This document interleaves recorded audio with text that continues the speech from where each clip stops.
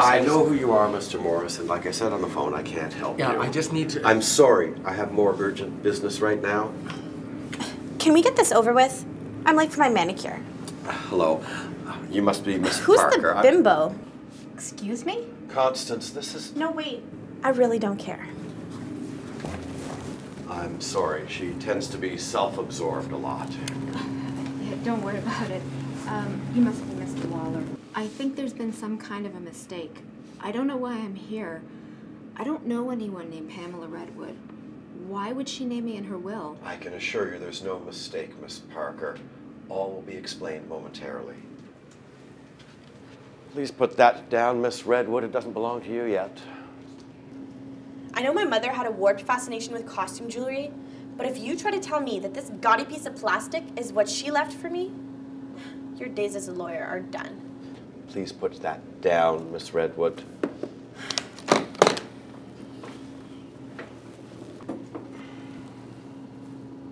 What? I was in Honolulu when I heard about the old bag. Ruined my vacation. Now, Miss Parker, you definitely knew Mrs. Redwood, but perhaps not the name by which she was legally known. You may possibly have known her as Pips. Ugh, hated that name. Daddy used to call her that. Stupid name.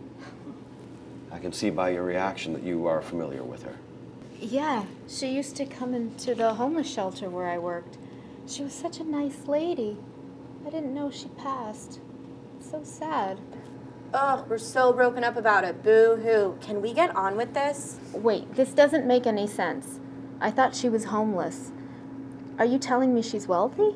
I know it's confusing, but the best way to describe it is to say that Mrs. Redwood was a bit eccentric. She was a nutcase. Plain and simple. Well, nonetheless, she was of sound mind and drafted this will. And before you threaten me, Miss Redwood, let me assure you that this is ironclad. Any attempt to challenge it would be futile, and you would be left with nothing. Is that clear? Now, the majority of her estate will be left to a variety of charities, including the kitchen that you work for. She recognized that it helped a lot of people. That's wonderful. Thanks, Mom. Don't worry, Constance. She didn't forget you. Regardless of what you thought of her, you were her daughter. Most of the jewelry on this table belongs to you.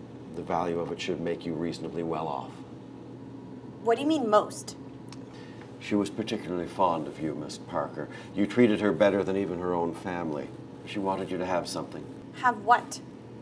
That's up to you. The will stipulates that you're the one who chooses which piece goes to Miss Parker. If you refuse, then it all goes to Miss Parker and you get nothing.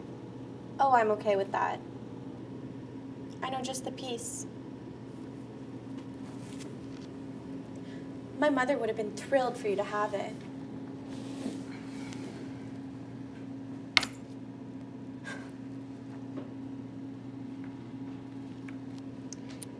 Well, it all makes sense now.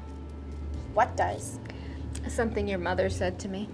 Which was? She told me she lost her daughter. I just assumed it meant that you died, but after meeting you today, I can see exactly what she meant. You know nothing about me. I know you're nothing like what your mother told people about you. My mother was insane. She had everything. And yet she decided to live like a bum. Who chooses to live like that? Someone who likely recognized what money does to people. A lesson you clearly never learned. Look, we both know why you gave me this necklace. And you know what? I'm fine with it. If this belonged to your mother, then it's priceless to me. Mr. Waller, I'm fine with this. Are you sure, Miss Redwood? Once these documents are signed, there's no going back. The transaction is legally binding. Oh, she's getting what she deserves.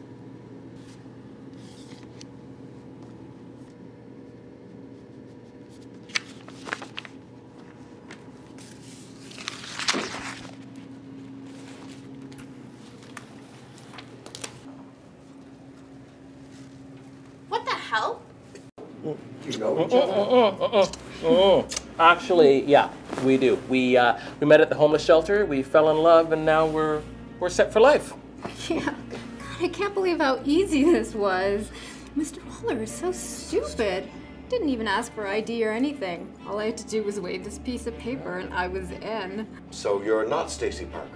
Oh, God, no. She was way more chatty. She never shut up. All she did was have conversations with Pip about that stupid necklace and how it once belonged to Cleopatra. We actually thought she was nuts. That is until we saw the letter from you about the will reading, the one that you sent to Parker. And that's when we came up with the plan to get the necklace. You frauds, both of you. You really think you can get away with this? Actually, yeah, we do. Yeah, you know, Stacy lives alone, so it'll be weeks before her body is found. And it's a weekend, and this building is empty, so it'll be, what, like 2 days before your bodies are found.